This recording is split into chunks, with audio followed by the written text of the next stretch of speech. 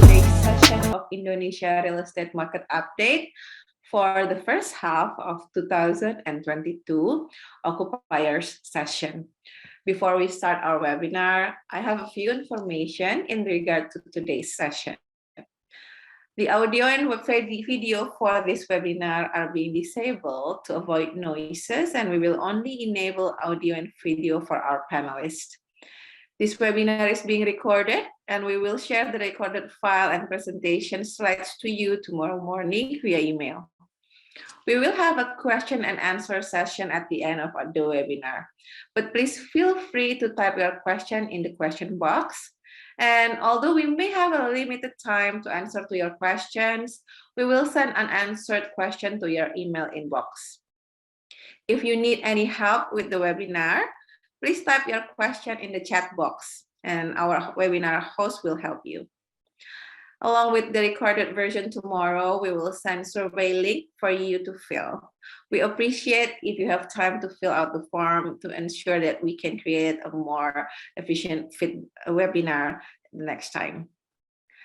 To start our webinar session, I would like to introduce you to Colliers experts that will speak today. Our Managing Director, Bapak Mike Broomell, will deliver his keynote speech to open the session. This is then followed by Bapak Bagus Adikusumo as the Head of Office Services to explain the office market. But first, Pak Ferry Salanto will start with the market updates, followed by Halsema as the Head of Retail Services, Ibu Lenny van Es-sinaga as the Head of Residential Services, and then Bapak Martua Simarmata as the Senior Associate Director of Industrial and Logistic Services. Bapak Martua is replacing Bapak Rifan Munansa, who is not able to join today. So without further ado, please welcome our keynote speaker, Bapak Mike Broomell. The floor is yours, Pak. Thank you, Auntie. Good afternoon for everyone. We're happy that you were able to join us for today's seminar.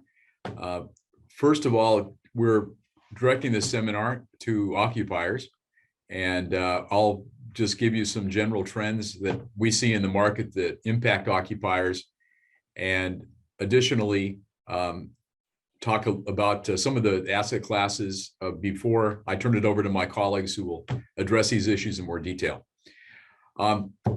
General trends that we see, and that many of you, I'm sure, observe already, is that the pandemic has been difficult for, financially that is, for almost every occupier type.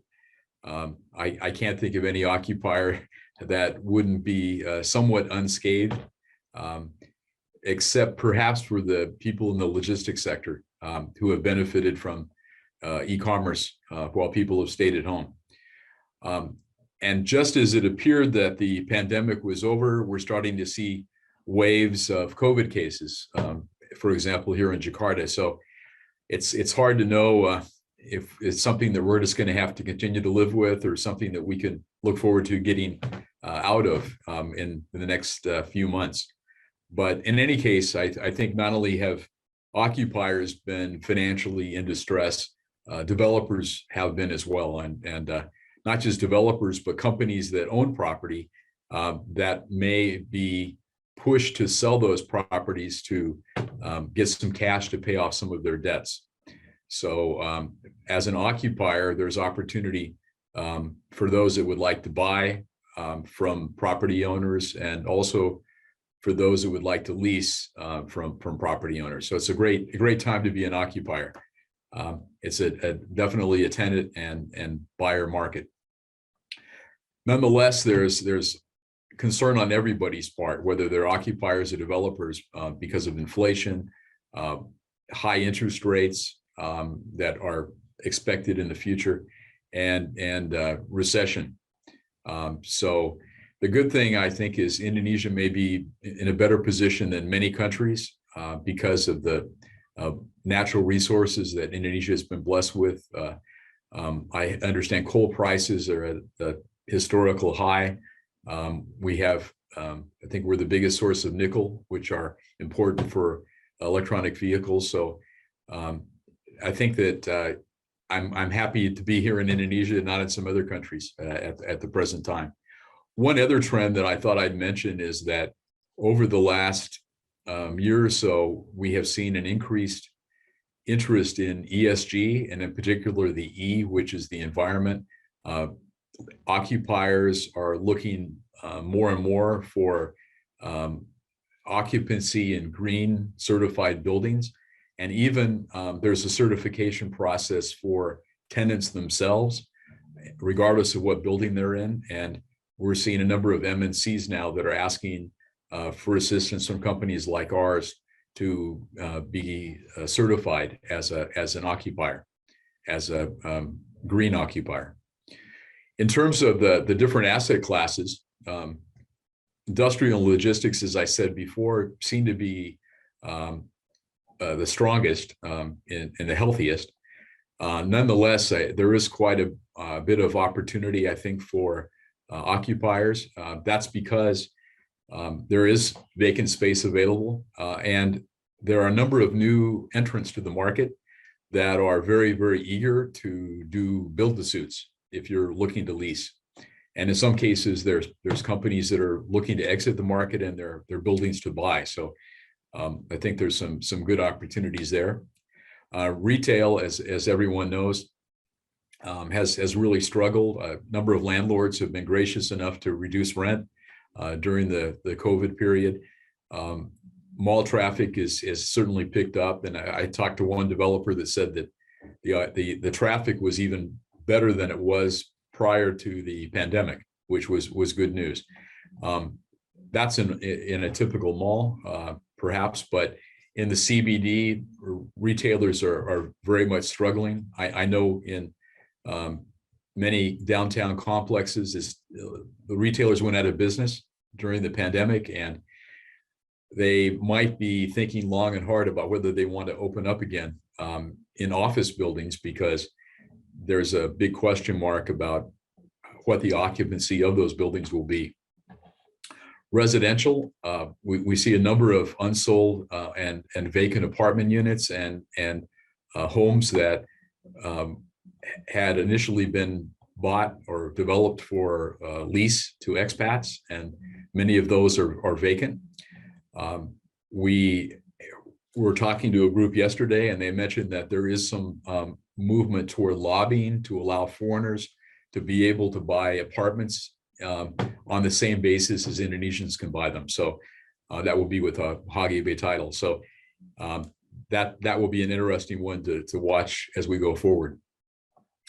The office market, I think, is where this pandemic has hit real estate the hardest. Even before the pandemic, we had a tenant market. The occupancy was at a low point, and we had a number of buildings that were still to come on the market, and even now are coming on the market. That, coupled with the fact that many tenants have looked to decrease the amount of space they're leasing. When their leases come up for renewal, we not unusually see some of them that decide to reduce because they don't have specified desks anymore for employees, but they may be using mobile workstations. And we also see a number of companies that just aren't quite sure what they want to do. So they're in a state of uncertainty, and as a result, they tend to just stay where they're at rather than moving.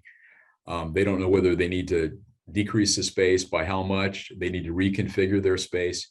Our company, for one, has decided to allow employees to come 50% of the time, and partially that's because of the odd-even traffic, the license plate situation. So those employees that have odd number license plates can come on odd number days.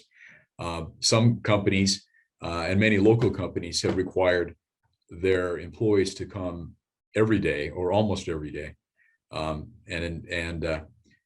so it's very uncertain how that's going to work in the future, and how companies will change, and how they'll loosen or tighten their policies up.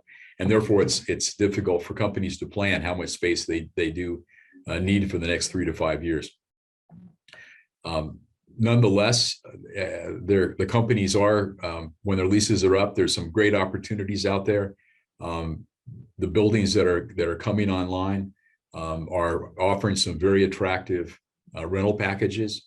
And so even with that uncertainty in mind, I think it is a good opportunity to look at relocating and locking in a long-term lease at an attractive rental rate and other terms. So anyway, I hope the overview today is helpful. The webinar will be beneficial to you. And if you have any questions, feel free to reach out to me and my colleagues. And I thank you again for joining today's webinar. Thank you, Pa Mike, for the speech. So we're going to move to our first market for today. It will be office market. Pak Ferry Salanto, as the head of research, will open with his presentation, followed by Bapak Bagus Adikusumo as the head of office services that will explain more about the opportunities for office market. Pak Ferry and Pak Bagus, the floor is yours. Okay, thanks, Auntie, for giving me the chance to talk about the office market situation. Good afternoon to all of you. Thank you for attending this webinar. Okay, now let's start with the session. I have two charts here. This explain about the supply situation in the office market and the projection up to 2025. These two charts shows the growth of annual supply in the CBD and outside the CBD. We have to be honest that the sector is having a tough time, particularly from the oversupply situation. And that eventually has happened even before the COVID pandemic. As you all hear from Pak Mike earlier in his opening speech, this creates a situation which we call a tenants market situation, which is a situation where market favors more to occupiers rather than to the landlords. Okay, let's take a look again to this chart. During the second quarter this year, no office project have been completed.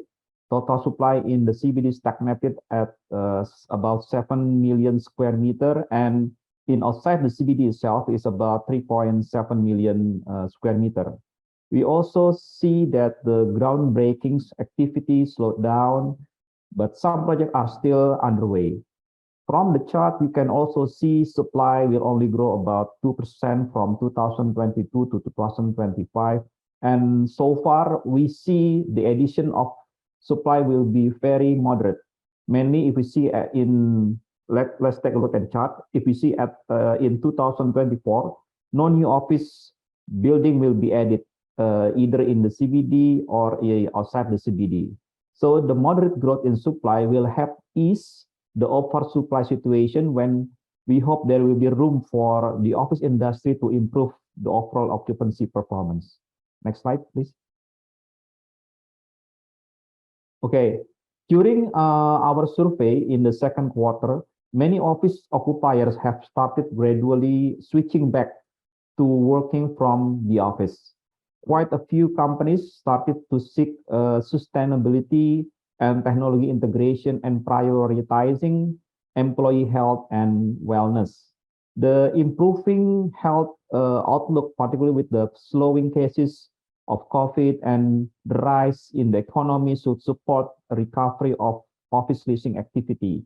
In this case, occupiers can continue to capitalize on highly favorable market condition due to a high number of vacant space. So this is, we think, the time for the occupier.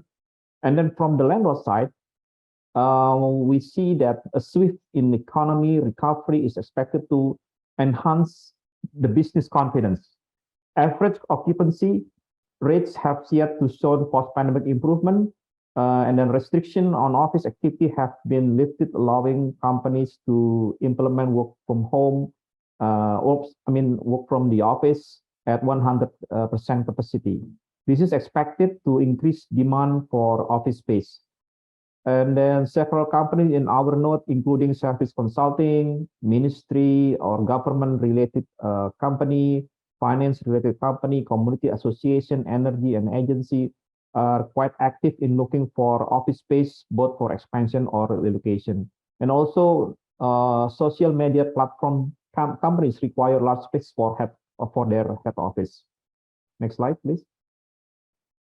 Okay, so far there is no strong push for landlord to increase rental, which is good from occupiers' perspective, at least until the end of 2022 this year. However, the operation of new buildings with better qualities will have an effect on the average rent calculation in the CBD. In outside the CBD, we see that the tendency that landlord will relatively the landlord with relatively low success in securing committed tenants are likely to keep rentals at around the same level at this time in order to pursue healthier occupancy rates. For owners of strata title office space, subleasing becomes an attractive survival strategy during the hard time, and in the hard time, some strata title office set more competitive rents compared to office under lease scheme.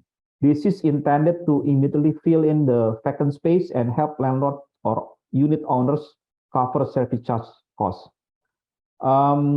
I think that's all from me. If you would like to hear more about office market situation, I should give the talks to Pak Bagus, who will explain in more detail about this sector. Pak Bagus, now is your turn.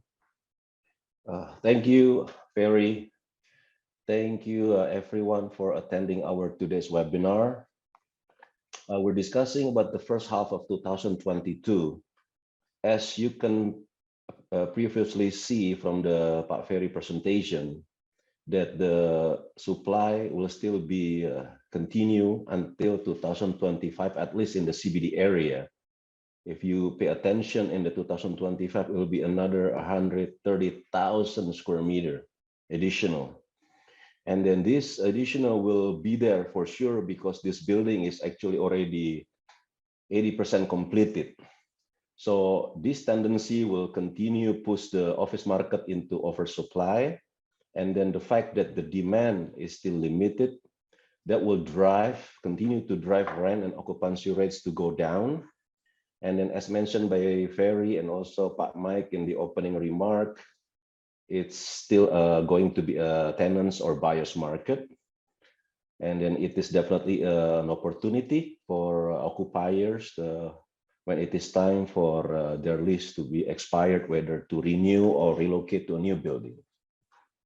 One thing to note here compared to last year is that this first half 2022, actually demand for office space are started to pick up. We compare to last year, the demand is not as strong. And then this is actually in line with our GDP growth in the first quarter 2022, which is recorded at 5.01%. As we always mentioned previously in previous webinars, that there is a strong correlation between the GDP growth and also demand for office space. Now, things also that have changed, this first half 2022, those companies that making inquiries and consider moving from their current building to a new building, majority of them executed the relocation plan instead of extending the lease.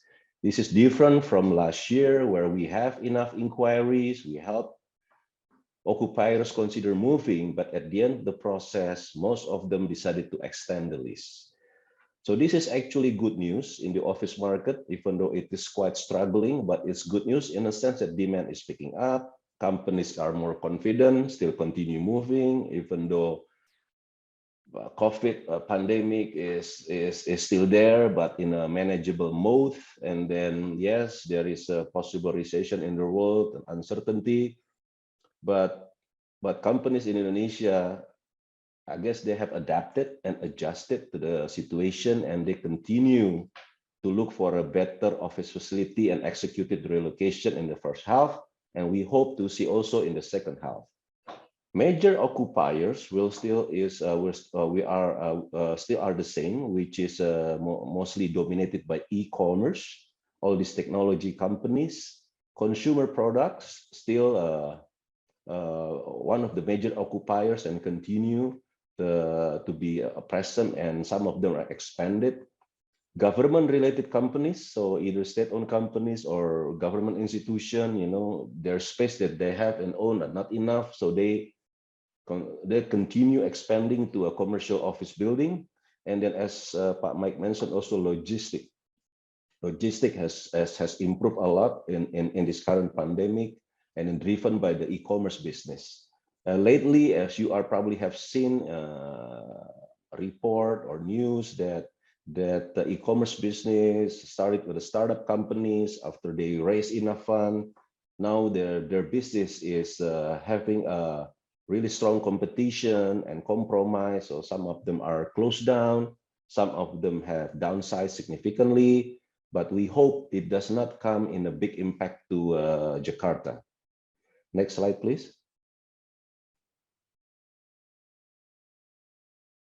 About hybrid working system, our colleagues global have done a survey in the first half 2022. It is interesting to see, and in this global survey is mostly multinational companies, 77% of companies have actually decided to continue doing the hybrid office approach, and then 69% of the 77% actually have set their number of days to be in the office and to be at home. And the result is 3 to 4 days a week, they want employees to be working from office, and 1 to 2 days a week to be working from home or remotely. So this is pretty much quite different actually from what we have got in our survey. From the prior to the webinar, we asked questions to all the participants, and then the result is actually 158 respondents of our questionnaires have responded, and the result is actually 51.90% of respondents said that 100% working from office. And then 17.72% is actually 75% working from office, and then 25% working from home. And then 50-50 basis is actually counted into 21.52%. And then 6.96% is actually 25% working from office and 75% working from home. And fully working from home is only 1.90%. So it's different condition compared to Indonesia, or especially Jakarta, because most of the local companies that we know here is after scale PPKM level 1 approach and 100% full capacity, a lot of companies apply almost fully working from home. Now, speaking of co-working spaces, after 2 years, their business are being corrected and challenged. So now they have done the reevaluation of their business by cutting down some of the branches. So they're closing some of their branches in order to find an optimum numbers of branches, and they reduce the space. They renegotiated their commercial terms. So now basically a lot of co-working space operators are running in a more healthy business, in a more profitable business. And then in the future, co-working space or agile workspace strategy will still be needed because they offer flexibility. This cannot offer. So when they are in the building that they're in, and then they need to expand for a certain project basis for 3 months, 6 months, or 12 months, if the building they're in have it is convenient for them to just expand in that co-working space operator. So it is necessary for some landlord to consider having co-working space operators in that building. Next slide, please. Now, as I mentioned early on, government have decided to do a social scale restriction level 1. So that means that a lot of companies can actually allow to work full-time 100%. So this is actually now the time to analyze how the hybrid office approach really works, how the companies, when they have teams meeting or employees meeting, some offline, some online, how productive actually this hybrid office approach really works. So it is actually the time to do so and analyze. And then from the landlord's perspective, it is also the time to make sure that they're building that after more than 2 years is not in full operation, is to make sure that all the systems are in place, mechanical, electrical, AC system, chiller system, their safety and security system are all working. And then the impact on the full capacity working from the office is the F&B retailers that right now is located and rent the space in the office building. Because the beginning of the pandemic, a lot of F&B retailers are having a tough time, try to renegotiate their rent. Some even decided to close down because there's just not enough business. But now, as you can see, a lot of buildings have a lot of crowds. Lunch times now is basically back to normal. Sometimes you don't have enough seat. So it is good news for F&B retailers. Their business is back to normal, back in full capacity. Another challenge that I'd like to point out here is actually part of the thing that the market is more into tenants is space that was absorbed will become available again. What I mean by this is that when a lot of companies, the list is up and it's time for them to renew, most of them decided to reduce space, 10 to 40% depending on their industry. So this space that was actually absorbed become available in the market that is already offered. So supply become again added. And then one thing to point out about the Colliers Global Survey recently, 43% of the companies have not decided when they go back to the office. So this is interesting compared to the recent respondent that we asked prior to webinars. So meaning that 43% of the companies actually still working from home. Well, in our result recently is only just now that I just mentioned to you is 1.69%. So big difference. So I think it is basically has something to do with multinational company versus local companies. And then companies, generally speaking, also as Pak Mike mentioned, ESG become the trend. So part of the ESG, a lot of companies that we assisted, majority of them, when they decided to move, they prefer to be in a certified green buildings. Either they would like to be located in green building as compulsory or as a preference. So depend on their industry. And also so far, government has not really provided any incentive for the landlord to change from non-green building to certified green building. So the reason landlord does it because of this requirement, the driver, the motivation coming from the tenant's requirement, because the landlord would like to make sure that their building is included in the shortlisted and selected to the further process. And hopefully at the end of the day, those tenants that require certified green building decided to go to their building. Next slide, please. Now, as you are aware about new capital city planning to actually move and relocate from Jakarta to Kalimantan. And it was actually announced and informed that the government plan to start operating in Kalimantan in 2024. So how does that impact to office market in Jakarta? As I mentioned previously in the slide, that one of the major occupiers is actually government-related companies, including government institutions.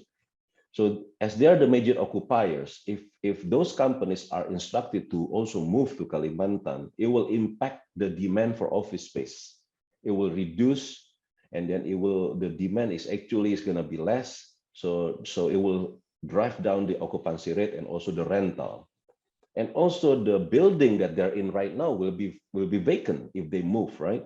Now, as we are aware that a lot of government buildings, if you see, is not actually ready to change and to be ready for proper commercial list building. It requires some renovation, it requires some improvement. But once the government has decided to do so, whether or not they would like to invite private to do the renovation, or they do it themselves, or they found the regulation to sell the asset. So what I mean to say, if when these buildings are available in the market, it will be added to the supply. So that will make even the office market is getting more tougher and more challenging. Now, another thing I'd like to point out here also is actually we are being approached by a few companies that have large land next to the next capital city, that ask us the exact progress of the movement of the capital city, when it's going to be open, whether or not there is an opportunity for those companies to develop, to be complementary, and then assist whether or not building the housing for the employees or hospital or any property type that will be complementary and support the new capital city is also something that being asked by those companies. So generally speaking, we are now wait and see what is going to happen in 2024 and 2025 and the impact on this new capital city to the Jakarta market. That will be all from me. I'll turn over back to you, Anti. Thank you, Pak Bagus and Pak Ferry, for the presentation. We're moving on to the next sector, which is retail. Bapak Ferry Salanto, as usual, will open with his explanation on what happened in the market on the first half of 2022, followed by Bapak Sander Halsema as the head of retail services that will then explain our finding and view on the market. Pak Ferry and Sander, the floor is yours. Okay, thanks again, Auntie. Yeah, okay. Now we see this chart for retail. Unlike office sector that we mentioned earlier, the biggest concern in the retail industry is not about supply, because the growth of supply is only moderate. Also, in the shopping center industry, it is not all about how to reach high occupancy rate, but also how to increase traffic or crowd inside the mall. From a supply perspective, until today, there is no mall completion. That's make the cumulative supply in Jakarta register at 4.89 million square meter, and this has been stable in the past 6 months. The cumulative supply in Greater Jakarta also see no addition in the new supply, making it register at 2.89 million square meter. Then the total retail supply will be around 500,000 square meter, with about 70% will be located in the Greater Jakarta area. So cumulative supply is expected to increase by 1.6% per annum during 2022 and 2025. And if we compare other sector like the office sector or high-rise residential, the retail sector is expected to recover relatively well from the pandemic's major disruption. However, landlord will still maintain the same cost of occupancy, preferring to reduce or minimize some incentive provided to tenants during the pandemic.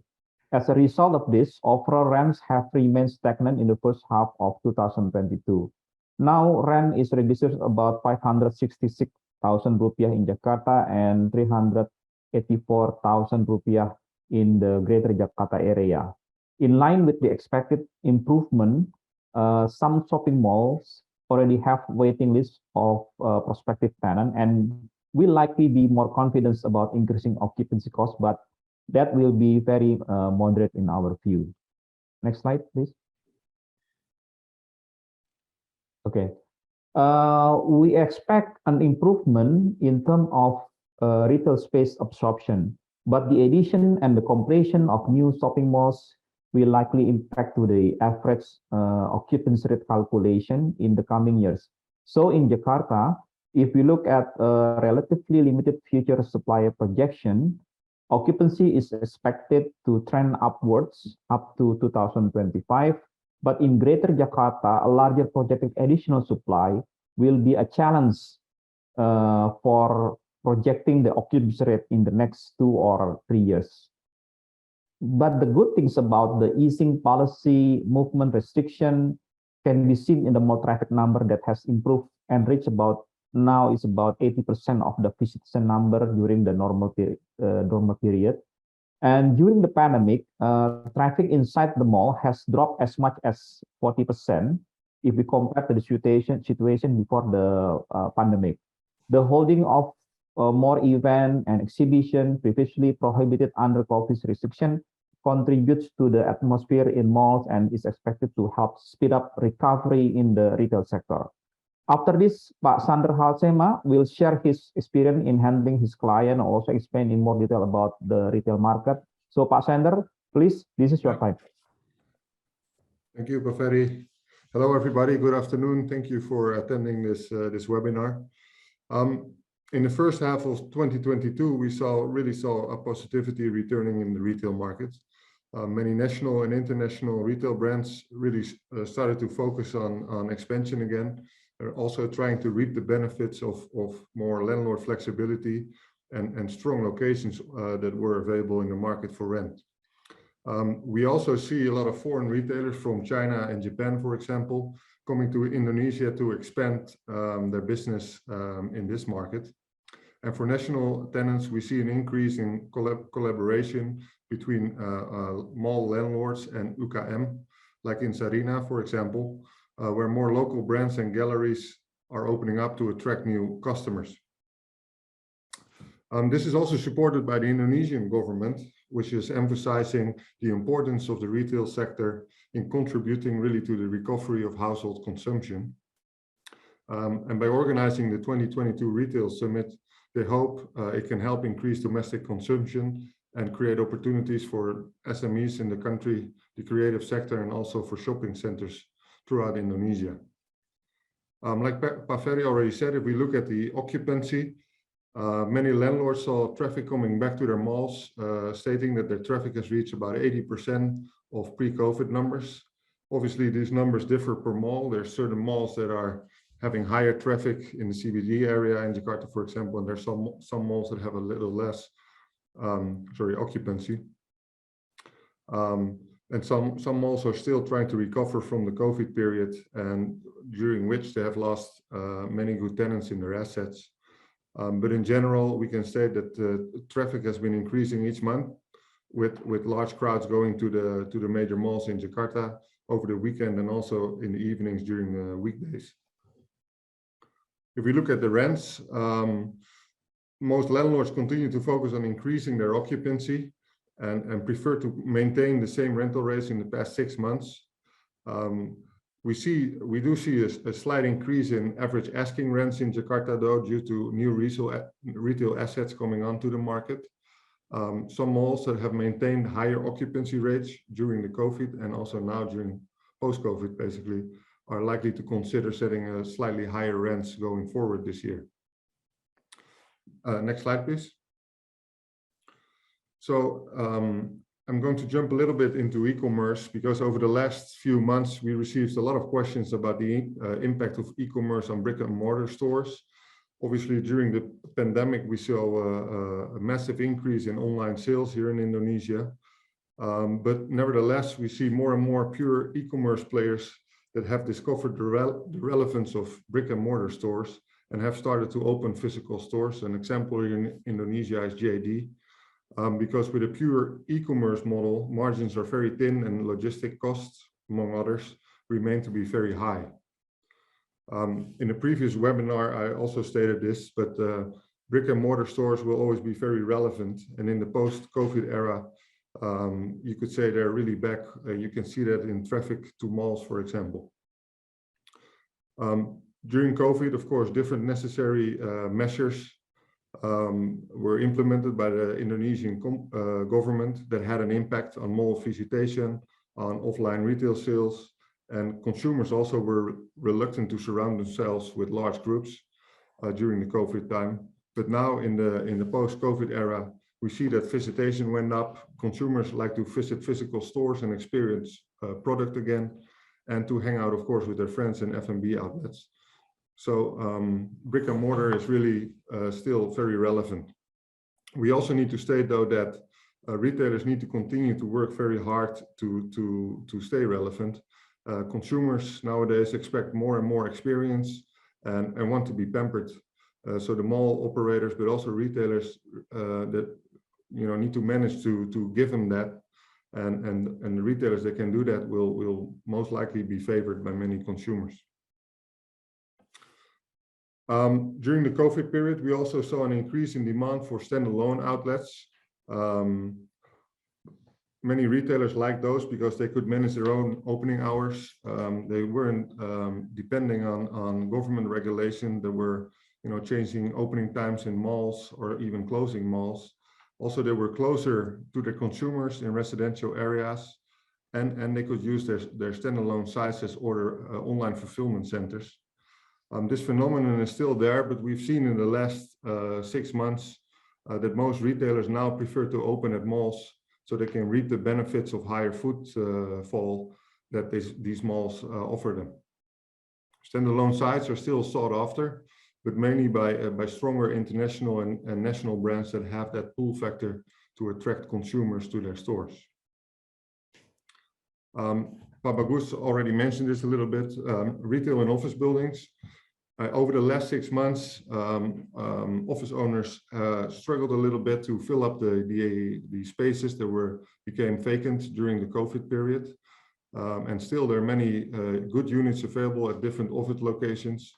But over the last 6 months, at least, we saw that many F&B retailers were also seeking for the higher traffic of shopping malls. And they prefer to be able to operate their outlets 7 days a week compared to only five days a week in office locations. Office owners and landlords need to provide good facilities, obviously, and good F&B options to their tenants, and hence tend to be a bit more flexible nowadays towards potential retail and F&B tenants. Over the last few months, we've seen an increase in demand for retail space at offices, like Bagus said. Many office workers have returned to their offices, and so it's much more crowded nowadays. And so we expect in the remainder of this year, I would say, more transactions at offices for retail and F&B tenants.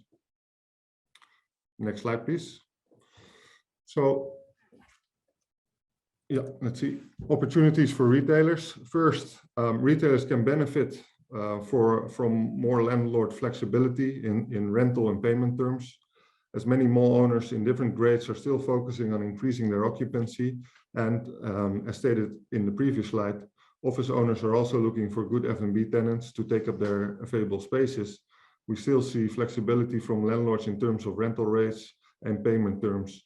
And we see this at malls, we see this at standalone sites and also at office buildings. Landlords obviously understand that many retailers have had rough years in 2020 and 2021, and so they're willing to help, let's put it that way in some cases. So we've seen lower down payment percentages, we have seen longer grace periods, and more flexibility on the landlord side for revenue sharing structures. Although revenue sharing is mainly done for anchor tenants and some of the larger retail groups here present in Indonesia. Secondly, and I also mentioned this shortly earlier, consumers are experience seekers nowadays, so they want to be amazed and will go to places that offer them that full experience. This offers opportunity for both mall developers and owners to select and attract retailers that offer great experiences to their customers and require mall owners to have an F&B tenancy mix that offers great choices for their visitors. So both malls that stand out with their tenancy mix and offer will see a higher footfall and a wider variety of visitor profiles, and also retailers that are able to offer that experience that really stands themselves out from the rest were probably the ones that will have most success nowadays. So this wraps up my updates. If you have any questions, please do not hesitate to reach out to me. Thank you very much. Back to you, Antti. Thank you, Sander and Pak Ferry. Next sector will be expatriate housing market. As usual, Pak Ferry Salanto will open the session with his findings, and then followed by Ibu Lenny van Es-sinaga as the head of residential services, explaining about the situation and opportunities in expatriate housing market. Pak Ferry Salanto and Ibu Lenny, over to you. Okay. Thanks, Antti. So this residential presentation will focus more on high-rise residential or apartment, but I will also discuss about landed houses with focus on the expatriate accommodation. So I'll talk about the apartment first, and then later on we discuss about the expatriate housing. So I have two charts here. In the left is the cumulative supply and its projection, And we also add information, if you can see from the chart, on the number of annual supply projection. You can see from the chart that the annual supply in 2022 and 2021 were quite limited. There are some projects deciding to hold off their handover time as construction remains slow. Similarly, some future projects postpone their launch, which leads to the assumption that many developers were not quite firm in introducing their new project. So consequently, we have to adjust our supply projection from 2022 to 2025. About 21,319 units will be completed. So, which is 70% less than our previous projection in the first quarter 2022. The majority of this project in the supply pipeline is basically located in South Jakarta.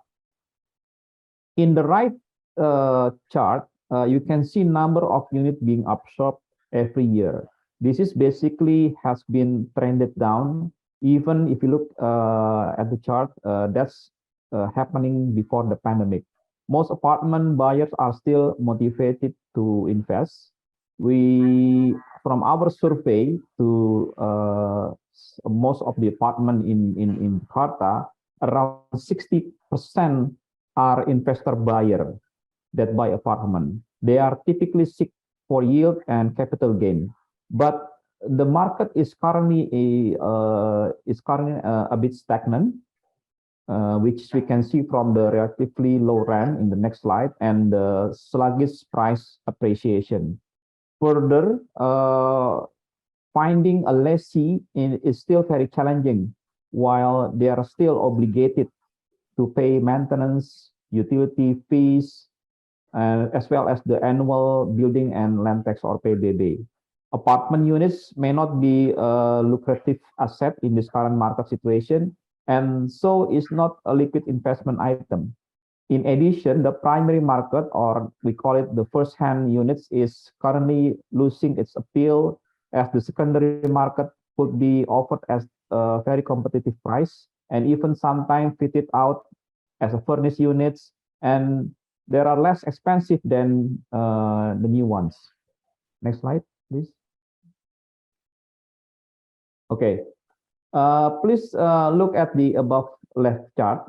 That's explain about prices, which have been relatively flat, as only few apartments have increased their asking price. I would say it's a moderate increase. The average asking price has moderately adjusted by less than 1% year on year to about 35.2 million per square meter. The most increment basically happened in the non-primes area. Non-primes in our division, that's exclude the CBD and South Jakarta. Especially we found in West Jakarta, where most transaction took place. Majority of project has maintained their asking price to anticipate competitive offer from the secondary market. And also based on our findings, the price gap between primary units, that's before VAT, and the secondary units rise from 5% to 20%. And this consequently more bring consequent to the situation where more customer consider taking secondary units, and they can get more benefits such as furnished unit from the previous owner. So given the current situation where sales are yet to move forward, we assume that the offering price will remain at least in the short term. In a market that still favors for buyers, the competition will remain tougher, and therefore prices should remain competitive and reasonable. And then if you look at the occupancy, occupancy rose this quarter from 58.2 to 61.1%, mainly underpinned by the arrival of new expatriates coming to Indonesia, and that's helped increase demand for service apartment as well, primarily for long stay purposes, which is 1 month or longer than that. And on the other hand, demand from local clients, especially for short stay purposes, continues. However, the rental rate has yet to regain as it has remained the same as in the previous quarter, although some projects have decided to remove some benefit from for the tenants, such as free laundry services. We also see expatriate housing market has also started picking up. Many new expats have been arriving to fill in several positions in their company or organization, and they were left. Thus the number of inquiry for expat housing is now almost equal to that before the pandemic. We also record that as there are more single expat or couples without kids coming in, apartment in the CBD or South Jakarta that would accommodate them have become highly in demand. Popular housing compounds, maybe next Bu Lenny can explain that, among high-profile expats with higher budget are in high demand. In this case, landlord enjoy a better bargaining position. We think tenants should anticipate possible rent increase that can almost equal to the tariff rate before the pandemic. They might be also required to agree on a longer payment term, could be yearly instead of monthly or quarterly like how it was during the pandemic. And I think to understand more about the expatriate housing, I should give this opportunity to discuss about this further to my colleague Ibu Lenny. Ibu Lenny, over to you. Thank you. Thank you, Pak Ferry. Hello, everyone. Okay, so this is my time to explain about what's happened in the expatriate housing market. As you see in this slide, that and that's what's happened in the market right now, that most of company now that still feel more confident bringing the new expat, their employees to Indonesia. Well, actually that we already seen this that in the mid 2021, but coming to that the 2022, it's more that the company that bring more expatriate, which is very good, very positive. And then we've seen also the second thing that in the market right now, that the budget that actually that the company that cut that some budget, but for the senior manager above, mostly that the allowance that between around 3,000 to the 5,000. So that we've seen that in the market right now. And then they, for the expatriate that's coming with the family, they prefer the house. House means that the house in the complex. Yeah, because that the company prefer them that to live in the complex. So the area that looking for is between 300 to 500 square meters. And then also, since this is that very dynamic market, so there's still that this is tenant market, so still that a lot of option out there. So from that, our clients that they feel that more bargain, power about that what's happened in the market. So they also that feel more confident, from the company, from our client, that to lease longer terms. Because what we've seen right now that they because the situation, after the pandemic, and then they're more confident that okay, to bring that more expat, and then also that they can stay more than 1 year. So this is that that we've seen in the expatriate housing market. Next slide, please. Okay, like Pak Ferry mentioned, well, that this is that the type of expatriate, the favorite. We can say that accommodation right now. Well, for the single and the couple, that the company that mostly that they put in the service apartment or non-service apartment, because that they're not coming with the family, but with the expatriate coming with the family, there are two types: that the standalone house and then the complex. Back again, the companies prefer that their expatriate that's living the complex, but they cannot like push them that to stay there. But they have the option also to choose the standalone house. So you've seen in this slide that the advantages, yeah. the advantages and the disadvantages that for the expatriates, that they live in the standalone house or in the complex.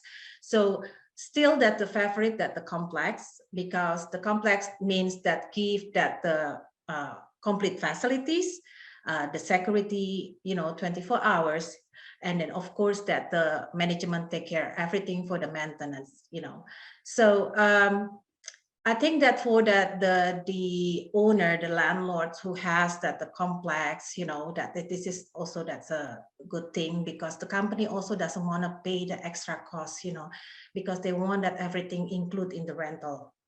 Next slide, please. Okay, so this slide that the understanding the market. Okay, so in the residential that we've seen that well, like I mentioned on the previous slide, that standalone house and housing complexes, they have that their own advantages, But we've seen right now, since the beginning of the year until now, the complex that with the high demand, excuse me, high demands that that's actually that what the company looking for. That they want that their expat feel comfortable, and then if they're coming with the family, they want that they're secure. So I think that ideal that the housing complex is for them. So, and then also that we've seen that the clients, I mean that for the lessee, they have that very good negotiation, they, like I mentioned earlier, bargaining power, still going on. I mean, there's still tenants market. So we're hoping that the landlord also have the flexibility, and then even that the COVID that's already, I can say that's already gone, but there's still a lot of that empty houses out there, apartments also, So this is still tenants market. So please, that for the property owners, that maybe they're thinking that a lot of expats coming, so they can raise the price, But this is still, I think that there's still the tenants market. And then we also seen that some of that the high demand property, they trying to stabilize that their prices, back to that the normal before pandemic, which is that fine, but some of that non-high demand property, I think that they have to be still more flexible. Okay. And what's in the market that we've seen that the lease agreement, now that we've seen that's a lot of that personal contract, before that the company that has protect that their expatriate and using that the corporate lease, But we've seen that like since last year until now, we've seen that they preferred to use the personal contract. They ask, I mean, that they give that full responsibility for their expat, that under their name, take care everything, So the expat also have that allowance, so they can have to put that in the rental as much as possible, like that the furniture rental, like utilities and others. So with personal contract also, this is that also we have for the landlord, this kind of a bit challenging, because that it's gonna be tough negotiation, because this is gonna impact that the selection, for the tenant, the prospective tenants. So that's what we have in the market right now, but everything's going that positive. We're hoping that in the near future that it's more, the expatriates coming, but we've seen that the nationality that coming, that Asian and European nationality, and then we also seen that a lot of project that going on or back active. So from residential, that we're very positive for this. I think this is the last slide. Thank you very much. So if you have any question or have any inquiries, please feel free to contact me. Thank you. Thank you, Lenny and Pak Ferry. So we're moving on to our last sector for today. It will be industrial logistics market. We already have Pak Ferry Salanto, who will explain his findings, followed by Bapak Martua Simarmata, who will explain about the opportunities in industrial and logistics market.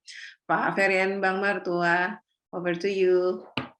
Okay, thanks again, Auntie. Hello, everyone.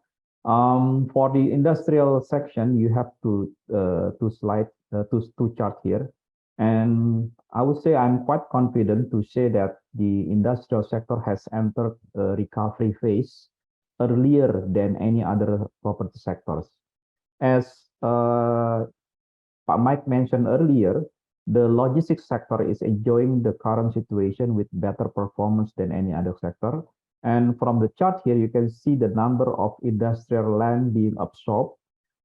And this is one of the ways to measure the performance of the industrial market. The momentum of the industrial recovery started basically back in 2019, when the total sales volume compared to the previous year was double. But at the time the pandemic struck in 2020, and sales declined, as you can see from the bar chart for 2020. And because of the COVID, that's ruined our projection, not inevitably for industrial sector. However, we still see the prospect of a positive outlook in the industrial sector, mainly from the pent-up demand that could be materializing when the moment is right. And also from the chart, if you look at the second quarter sales, the first half 2022 sales, almost 55% of the total transaction in this year is about half of what is achieved in 2021. So the total is about 115.2 hectares in this first semester. And we think that this is a signal for an optimistic outlook for the industrial market, because since 2018, sales in the second half of the year have always been higher than sales in the first half. So the pattern suggests that total sales in the second half of 2022 will outstrip the sales in the first half of 2022, which is in turn will produce a better annual result compared to 2021. Next slide, please. Okay. From the industrial land price, I would say that landlords justify their performance basically through the pricing of their property, either land or building prices.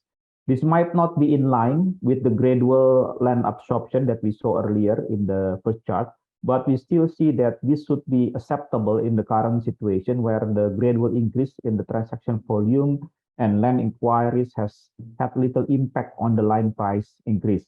But please note that the industrial estate with high level of activities have adjusted prices slightly. Nowadays, the focus of most industrial estate is more on accumulating sales volume rather than increasing their prices, because they believe that the price will follow. Such a situation is what we have witnessed over the past few years. Landlords are in the position to maintain the current price and be more accommodative in discussing payment terms. The industrial sector will gain more traction in the long run, with the high-tech industry continue to expand until recently. As you can see from the chart there, the biggest portion is coming from the data center, followed by the food industry. And up to the first semester this year, the predominance of the technology sector and data center as asset area was quite obvious. This high sector is heading towards maturity with more potential transaction in the pipeline. Another sustainable sector, I would say, is logistic.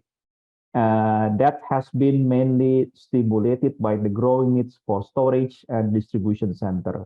The growth of the logistics sector will stimulate the need for logistic, the need for, the need for good location and accessibility. Okay, to discuss this and learn more about industrial and logistics market, I will let Pak Martua to continue sharing his experience, knowledge, and expertise in this sector. Pak Martua, please go ahead with your presentation. Thank you. Thank you, Pak Ferry. Good afternoon, everyone. Now we're talking about the industrial and logistic situation or market in Jakarta.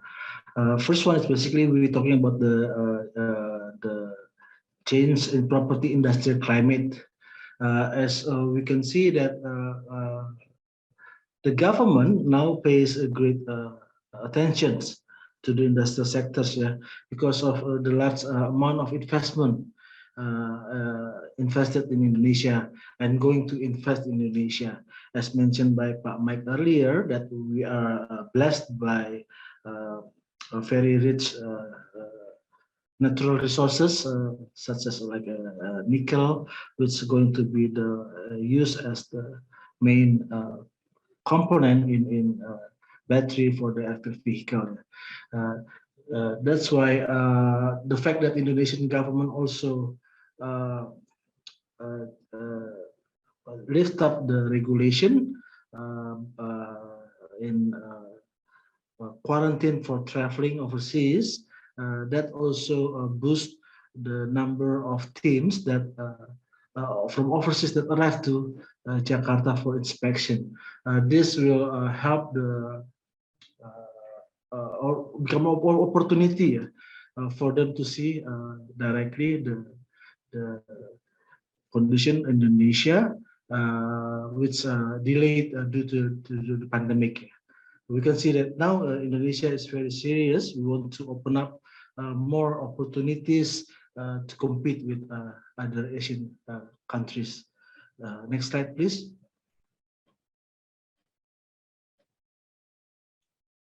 Next slide, please. Yes, thank you. When we're talking about the industrial or the investment in industrial, we can see on the left side of the table that since 2010 to 2015, the main major force is basically the automotive industries in Indonesia. And then from 2020 to 2021, roughly, it's the warehouse logistics, which is driven by e-commerce, and also data centers leading the investment in Indonesia. And now 2022, we can see, and moving forward, we can see that the electric vehicle, EV, and also data center as the main force in major investment in Indonesia. We see that for electric vehicle, for example, business in the industrial estate, there will be need for electric vehicle battery components factories, battery exchange stations, battery recycling industries, R&D department and training, and many other derivative industries which come from these electric vehicle industries. Next slide, please. Yes, when we're talking about the logistic or warehouse or logistics, we can see that a type of warehouses basically now is growth in the e-commerce as not as rapid as before. This still going up for requirement for the warehouse, but it's not as steep up, compared to earlier last years. But still, the trend of e-commerce will always increase, and because of there's a growth for FMCG, also steady. The thing with the e-commerce is because of the market itself is still big in Indonesia. That's the situation regarding the warehouse and logistics. Next slide, please. We put this one is basically the warehouse and logistics, basically the map or the locations. Why we put this one here? Because of the importance of the access road, the toll road. With the logistics it has importance of delivering goods and also to speed up the what you call it one goods to another location. That's why we put this map. If you see number 4, the Cibitung Cilincing in Jor 2, it will connect from Cibitung MM2100 all the way to Marunda. Whereas the southern part, in the number 3, Cimanggis and Cibitung or Jor 2, it will connect from the southern part, which is the Jagorawi, to Narogong all the way to the Cibitung. If this one connected, it will speed up the process of the logistic from south to north, especially if you're going to go to the seaport, as well as to the if you want to go to from seaport to the southern part there. By having this information, we can see how we benefit as a tenant in speed up the process of delivering our service to the customers. We can see on the left side how the logistics selection is determined. Basically the customer driven. We know that if there's a factory open, a manufacturer, basically in MM2100, the logistic or the warehouse they will prefer to be close or close by to the factory, as well as the client orientation. If you are basically looking for or have activities close to the seaport or airport, you are looking for a warehouse in seaport or airport. By having that, so we can basically cut the cost or minimize the costs. That's the thing about the warehouse and logistics sectors, and I think that will wrap up the information from the industrial and logistic market. Back to you. Thank you, Bang Martua and Pak Ferry. So we're going to move to our question and answer session with our panel of experts. I'm going to start with the office market. Pak Bagus, there's a question from Ibu Junita Mailani. Ibu Junita asks, how is the trend of occupancy of office in Jakarta area, South, Central, etc. in current situation? Which area do you find most preferable for occupiers nowadays, Pak Bagus? Okay, we have normally we have 3 different type of reports. We cover CBD reports, which consists of 6 submarkets: Sudirman, Rasuna Said, Gatot Subroto, Mega Kuningan, Tamrin, Satrio, and then we also have non-CBD market, and also we specifically also have a TBC Matupang because it's a growing area, including Pondok Indah. So if we compare those 3 markets, CBD, non-CBD, and TBC Matupang, actually the one that is actually running the lowest occupancy right now is CBD, because CBD is running closer to 73%. Non-CBD as per first half 2022 is at 75%. And then TBC Matupang is actually the highest one, which is closer to 76%. So those are currently the situation of the occupancy rate. Now, after you understand the occupancy rate, where is the preferable area for occupiers right now? So most of the occupiers in the past more focused on accessibility, public transportations.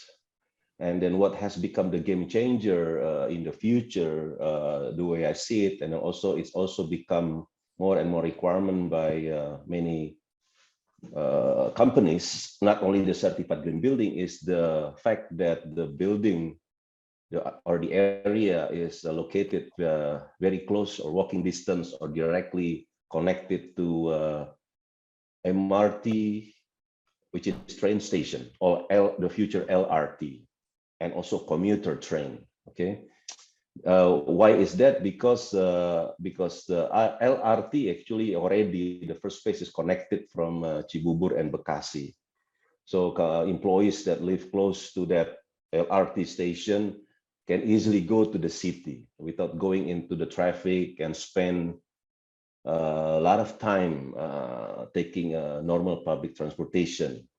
Right, as you are probably aware, could be easily 2 hours coming first arriving and another 2 hours back to the house. But with the LRT connection and MRT connection and also the commuter train, it will cut a lot. Could be only 30 to 45 minutes, and also a freedom of timing. You can go at 7, you can go at 8, you can go at 6. The same time spent. So those are actually the way I see is becoming a game changer. Is many companies right now looking at the buildings closer to the LRT, MRT, and also the commuter train. As we been informed by the government infrastructure development right now, the idea is to connect the Jabodetabek through integrated train station, which is actually a very good idea if it could be all finalized and connected. That will be all, Auntie. Okay, Pak, thank you for the answers. I still have a question for you. So now the next one is from Bapak Aji Sopanandaru. In relation to the Ukraine war and an increase of gasoline price, is there any impact to landlords to increase the service charge in this year or maybe next year, Pak Bagus? Don't think it will happen this year because the gasoline, most of the component for the running building is already produced locally, right? And then the gasoline, yes, it has increased, but the gasoline is not the major portion of the service charge. The major portion of the service charge is actually electricity, So I don't think it will impact so much in terms of the service charge. And then if it does happen, I think landlord would be able to manage the same service charge, in a sense that the concept of the service charge is that it is enough to run the building, to run the operation of the building. If the current service charge is enough to do so, I don't think there will be any increase on the service charge. If the gasoline indeed increases, which we have started seeing, right? Our gasoline increases, but I don't think it will impact so much and then justify the landlord to increase the service charge this year or next year. Noted, Pak Bagus. Last question for office from Bapak Aryo Wijaksono, Pak. What are the expected estimates of rental price an occupier should expect? If there's any difference between building with green building certification and the one who doesn't have one? Okay. In the normal economy, there will be a change, of course, for non-certified green building versus certified green building, because the cost to develop a certified green building is more, and because of that, they expect to be able to charge a little bit of higher rent compared to the non-certified green building. Now, in the current economic situation that we're in right now, the landlord is not able to do so because of the number one oversupply situation, and then demand is still limited, and then still global uncertainty in the future. So a lot of developers right now are focusing more not on the rental but on the occupancy. So if they're still running low occupancy, they focus on getting the occupancy up as soon as possible by providing flexible rental structure. So what I mean by flexible rental structure is incentives to address what the tenants really needs, to make sure that the tenants consider moving to that building, to their building, in order to bring up the occupancy rate. What I always say in the previous webinars is the safest occupancy rate each landlord needs to have as soon as possible when their building up and running is 70%. Because when they achieve 70%, that means that the service charge that they could receive on the 70% occupancy is enough to cover 100% of the building operation expense. If they have not achieved those, landlord will have to pay from their own pocket, to make sure that the building is well maintained and well operated properly. So generally speaking, in a normal economy, you'll get higher rental rate for the green certified building, but currently, unfortunately, it's not because of the condition. Noted, Pak Bagus. Thank you for the answer. We're moving on to retail market standard.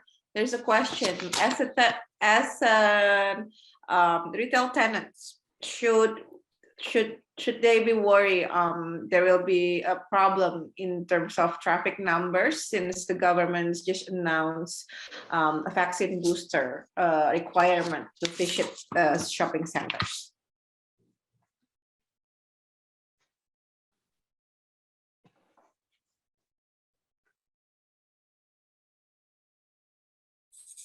Hi, Sander. Yeah. Can you please repeat the question? Sorry. As a tenant of the retail shopping center, should they be worried if there will be a problem towards traffic numbers, since the government just announced vaccine booster as a way to visit shopping centers? Yeah, I don't. So it's basically the same question as I had yesterday. Yeah? I don't think the traffic will be impacted very much at this stage. It depends on if the Peduli Lindungi app is going to be updated.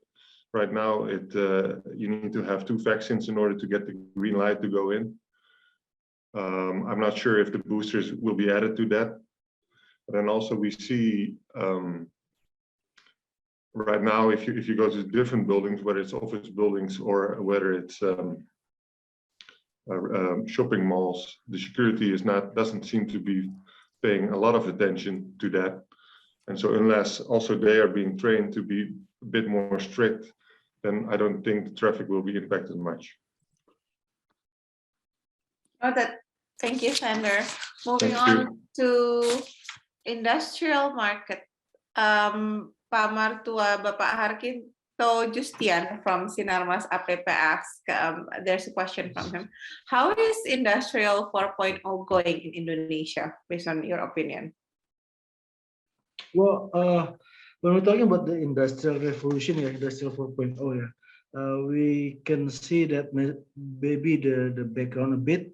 Earlier, we're using the industrial revolution, first one with the steam power and coal, and then we go to industrial revolution 2.0, where we're using assembly line and also the electricity power, and then industrial revolution 3.0 around 1980s, where we're using the computer and automation, and now the industrial revolution 4.0, where we're using the wireless technology, and also all automation in one system. I think we are going there in some areas. For example, if we're talking about online shopping, where now basically we're using all data information and to have to give the speed response to the customers. I think that's one example of the Industrial Revolution 4.0. So we are depending in digital technology information, as well as the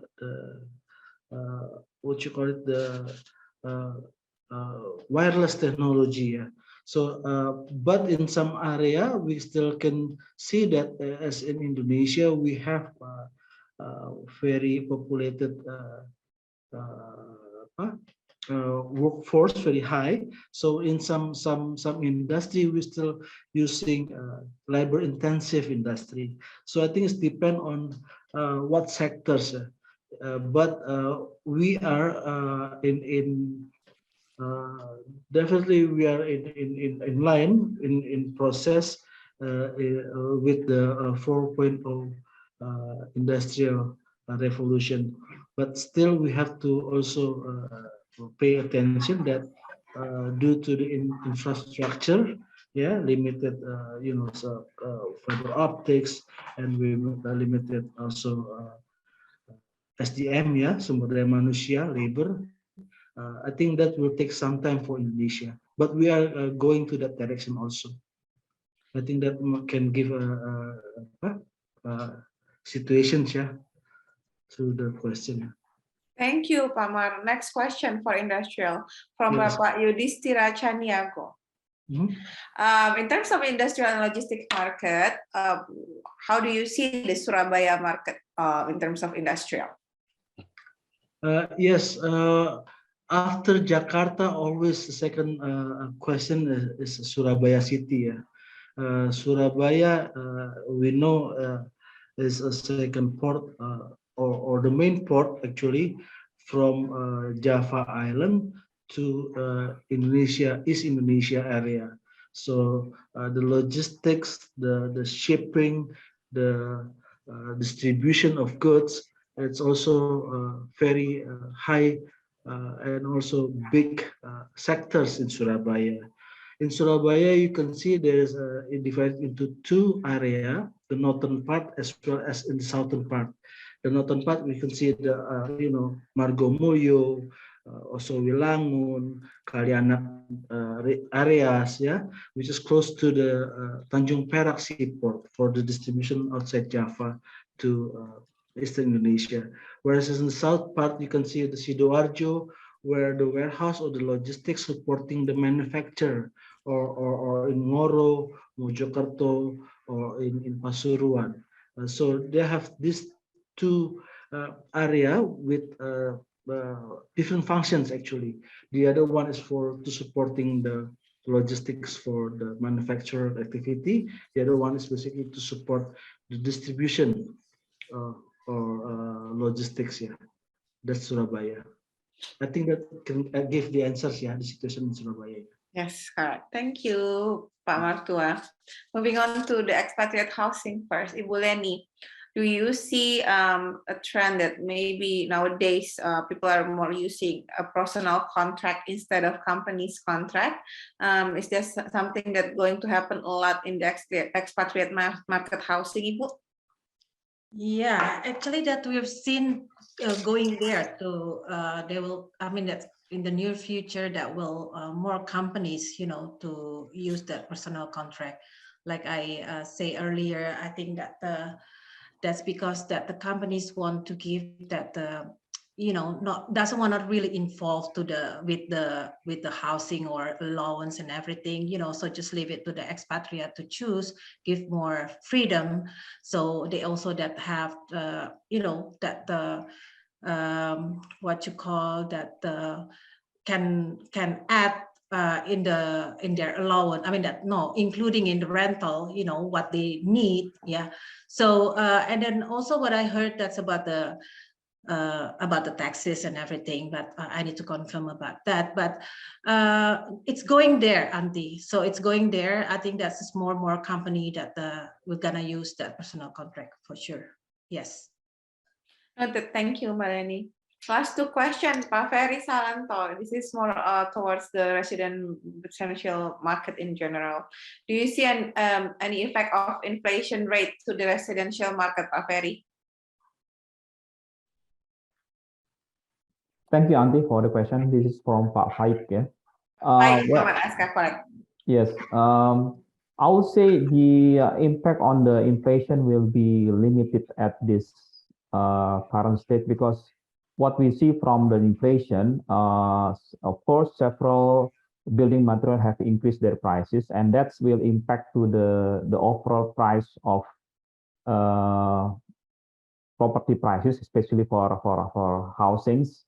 But that needs to be happening in the next few months if the inflation cannot be controlled. But the other impact that I see from the inflation increase is that this will trigger the central bank to increase our interest rate. So that's quite give a serious impact to the overall residential how the residential payment scheme, because most of the payment scheme, especially in the landed houses, is made through the installment from the, if they ask for mortgage, and that's impact to the monthly payment that they have to pay. So we see that this could impact in the long run in the next few months if the inflation cannot be curbed by the government. But I think the government now is trying to anticipate the inflation by increasing a little bit on the interest rate. So that will be the direct impact to the property ownership. Oh, that's Ferry. Thank you. Next question. What will be the impact of new capital city in the residential and housing sector, Ferry? I would say not only impact, but also I see there is opportunity, especially in the new capital city, because they're trying to build a city, but of course this will be in stages. But their focus now is building the infrastructure first, and then building the government office. And from there, we see that there is a potential demand for residential.